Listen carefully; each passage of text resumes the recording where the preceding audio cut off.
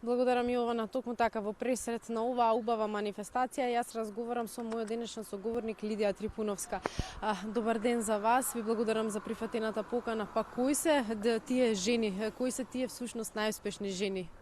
Да, значи овој пат по 21 пат ја организираме манифестацијата избор на најуспешни жени менаџери. Јас ќе ги прочитам по азбучен ред на презимињата и ќе ги представам дејностите од кои што доаѓаат. Сузана Блажевска, генерален менаџер, доаѓа од областа на козметологијата. Господја Елена Василевска Ѓоргиева, заменик генерален менаџер, доаѓа од стоматологијата. Олгица Ѓоргиева, моден дизајнер, од областа на модата, генерален менаџер исто така. Елена Антоновска Едизер, доаѓа од областа на бизнис психологијата и таа е генерален менаџер. Билјана Караманолеска доаѓа од областа на одгледување и грижа за децата, генерален менаџер. Ена Норнилд од областа на градежништвото, исто така генерален менаџер. Енкеледа Стефановска од областа на преводот и организирање на настани, генерален менаџер. Елида Трајковска исто така генерален менаџер од областа на одржување и грижа за објекти и обезбедување. Господја Александра Марковиќ Светановска, исто така генерален менаџер од областа на туризмот и транспортот, и господја Викторија Шотаровска, генерален менаџер, доаѓа од прехранбената индустрија. Така, по кои критериуми се избрани овие најуспешни жени? Жените менаџери ги избираме според веќе воспоставени критериуми од успешни компании од целата држава, секогаш од различни области и дејности. Ја почитуваме личната согласност исто така на менаџерките да бидат дел од овој избор. Тоа се тие воспоставени критериуми. Секогаш кога имаме можност ја вклучуваме и нашата дијаспора. Оваа година немаме, но сме имале и такво нешто.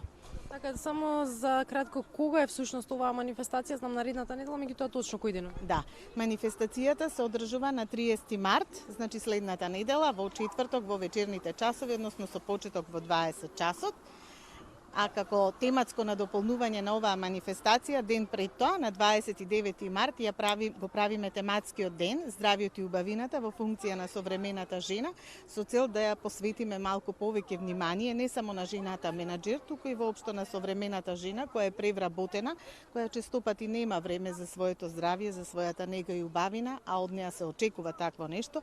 Па направивме еден тематски ден кој што на 29.3, значи во среда, ќе започне со почеток е во 12 часот, ќе трае до 19 часот, ќе имаме 10 тематски предавања, 18 изложбени штандови. Предавањата ќе бидат од областа на медицина, фармација, дерматологија, козметологија, мода, бизнис психологија, а истовремено на штандовите ќе може да се запознаат и со здравата исхрана. Сето тоа во комплет заокружува еден прекрасен тематски ден каде што жените ќе можат да се дружат, ќе можат да се едуцираат, информираат, бидејќи некои теми и за прв пат ќе бидат овдека кажани, истовремено и некои со знанија, особено во областа на козметологијата, исто така прв пат ќе може да ги добијат, и она што како изненадување го подготвивме за сите нив, бидејќи влезот е бесплатен, односно влезниците се бесплатни, се 176 награди кои во форма на лотарија ќе ги извлечеме од сите влезници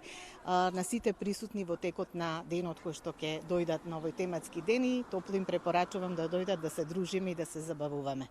Така, уште едно последно прашање. Со оглед на брзото темпо на живот, дали современата жена има време за здравје и за убавина? За жал, се помалку време има, меѓутоа мора да води сметка пред се за своето здравје, а се очекува, како што кажав, од современата жена да биде и негувана и убава. Заради тоа бевме инспирирани за еден ваков тематски ден кој трета година поред го организираме и сакаме да им посветиме едно попладне на жените со некои новини, тематски содржини кои што можеби ги знаат или недоволно ги знаат или малку се говорени во нашето секојдневие, малку повеќе да се запознат и да се сретнат со тие стручни лица кои можат да им помогнат, односно да знаат каде би можеле да им се обратат. Ви благодарам многу уште еднаш.